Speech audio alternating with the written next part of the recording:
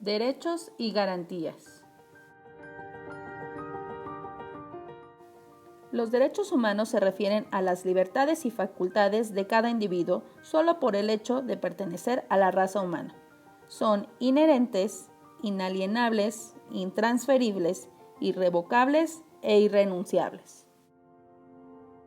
Los derechos humanos son universales, es decir, sin importar tu nacionalidad, te pertenecen por el hecho de existir, como son la libertad, la salud, la educación, entre otros. Las garantías individuales son los derechos de toda persona por haber nacido en México, sin importar su género, creencias religiosas, edad o ideología, y se encuentran contenidas en la Constitución Política de los Estados Unidos Mexicanos. Las garantías individuales son particulares, ya que son los derechos que en nuestro caso México establece para sus habitantes y se expresan por medio de sus leyes. Las garantías individuales son aplicables a todos los mexicanos, dentro del territorio nacional y en las embajadas de México en el extranjero. Abarcan del artículo 1 al 29 y se dividen en 4 grupos: igualdad, libertad, propiedad y seguridad jurídica. Estas garantías no se pueden vender o quitar, no se extinguen ni se pierden, y el Estado no tiene derecho sobre ellas. Es importante que conozcas los artículos que las contienen para exigir su aplicación y fomentar su práctica. Aquí se puede ver un cuadro comparativo sobre las diferencias y semejanzas de los derechos humanos y las garantías individuales. Existen diferentes instituciones gubernamentales que comparten la responsabilidad de vigilar el cumplimiento de las leyes. Por ejemplo, CNDH, DIF, Profeco, Profepa, CONAMED y CONAPRED. ¿De qué manera se asegura el gobierno de que se respeten los derechos de los mexicanos? El cumplimiento de la ley.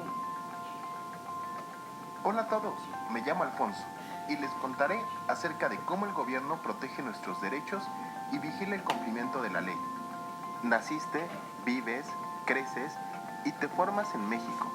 Como mexicano, tienes desde tu nacimiento derechos y obligaciones que se encuentran en la Constitución Política de los Estados Unidos Mexicanos. Pero así como los ciudadanos cuentan con derechos, también tienen obligaciones, como votar para elegir a sus gobernantes, respetar a las autoridades y ser tolerantes con los demás. El gobierno es el encargado de vigilar que se respeten los derechos de mexicanos y mexicanas, pero también de que estos cumplan sus responsabilidades establecidas por la ley. Para ello, las funciones de nuestro gobierno se encuentran divididas en 3 poderes: el legislativo, el ejecutivo y el judicial. Gracias a dicha división, cada uno tiene funciones claras y delimitadas para evitar cualquier desequilibrio o abuso. El poder legislativo elabora las leyes para que progrese la sociedad mexicana. Diputados y senadores discuten, proponen y hacen las leyes, pero también aprueban los gastos del gobierno. Actualmente, el Congreso de la Unión se encuentra formado por 500 diputados y 128 senadores. El poder ejecutivo lo ejerce el presidente de la nación, quien gobierna de acuerdo con las leyes. Asimismo, elige a cada uno de los secretarios de Estado, por ejemplo, el de Educación, Energía y Turismo, entre otros. Cada año, en septiembre, el presidente rinde un informe al Congreso de la Unión y al pueblo de México, en el que dice cuál es la situación del gobierno y en qué se han gastado los recursos del país. Es transmitido por televisión abierta.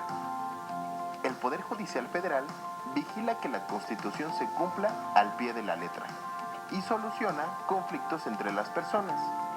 Todos esos problemas legales son resueltos entre las autoridades y los abogados. La Suprema Corte de Justicia de la Nación, los tribunales, los juzgados y el Tribunal Electoral forman parte de este poder. La gente que labora en el gobierno, en cualquiera de los 3 poderes, debe trabajar con honestidad y claridad para que México sea cada vez mejor.